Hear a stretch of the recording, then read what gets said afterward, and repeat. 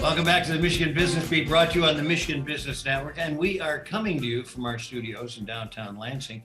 But, just to get a little relief from the oncoming winter, we're going to go down to Jacksonville, Florida. And that's where we find an old friend, Scott Westerman, or Terry Shepard. Let me explain that if I can. Scott, it is good to have you on. How you doing, bud?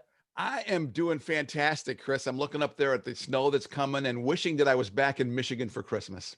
Okay, you're just making me feel good now. I know.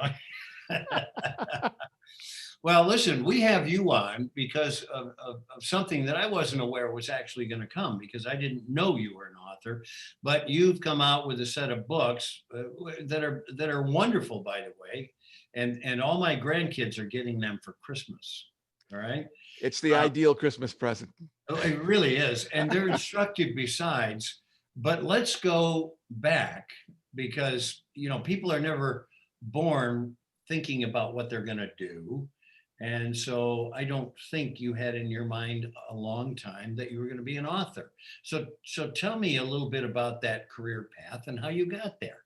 Well, I've written actually 6 books as Scott Westerman, and you may even have some of them. I have 2 versions of The Spartan Life. I have something called Pass It On.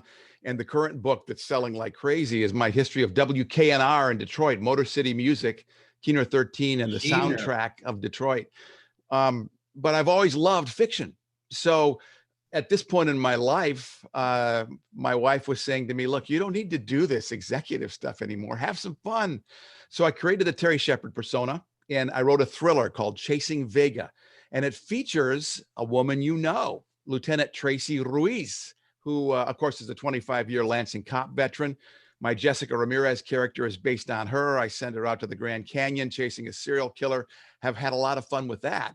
But along the way, my grandson said to me, Grandpa, do you have a job?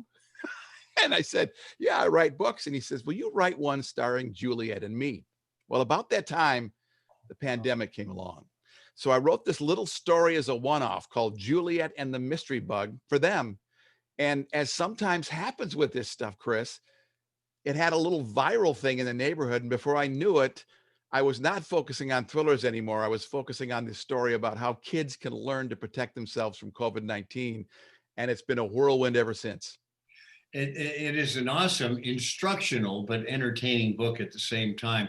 Let's go back to the book about Tracy, though, because when you're talking about all the things that you have her doing, those are things I can actually visualize her doing, having known her for a while, But this thing pretty much caught fire too. I mean, this was a popular book. It's really been amazing because and like anything, we're talking about a 5-year plan. You know this. I mean, it takes 5 years to start a business up. Right. And I've had such good fortune in every step of the way since coming back to Florida in this space. And Chasing Vega is coming out in Spanish. I hired a Broadway actress who's a narrator of all of Isabel Allende's books to read the English version of the book. And there's going to be a graphic novel coming out in 2021. In addition to a second Jessica Ramirez thriller. So that stuff's rolling. That's really happening. But it is being interrupted wonderfully by everything that's going on with the Mystery Bug series. So should we be looking for the movie then? That's a possibility. I've actually talked to a producer who I'll keep his name quiet for right now. But if I told you the stuff he's worked on, it would be somebody that you would know instantly. And they're looking for Latina stars. That's what they're looking for. So that's hopefully that'll happen too. You never know. And females too. That's a big one right now. Well, me, Chris, it's all about diversity, and there's no bigger supporter of women. Yep, absolutely right. Yeah, and she's a good one. Let's get back to the children's book now. So in 2021, where are you going to put your concentration? Well, there's a lot more to be done with Mystery Bug. We're talking with a lot of people about this. The book is based on protocols from the CDC for masking, hand washing, and social distancing. It's written in the tetramic pentameter poetry of Dr. Seuss. It's turned out to be a book that people love to read. And people are memorizing it because of the poetry. So I'm going to be focusing on as long as there's a pandemic, I want to get this book into as many households as I can.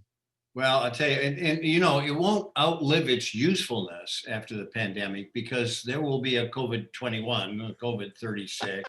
You know, we'll confront this again. You're So right. I mean, it's one of those things that's evergreen. There's a flu season every year, and I wrote it generically, so it should work with all of that. The other thing that's happening is I'm working with the University of Michigan School of Education to test it in the classroom to see if it actually does change attitudes. So that'll be fun too. unbelievable. So can people get a sneak preview, a trailer of anything? Everything is at mystery-bug.com or terryshepard.com, my website as the author that I dream to be. All right, Terry Shepard / Scott Westerman.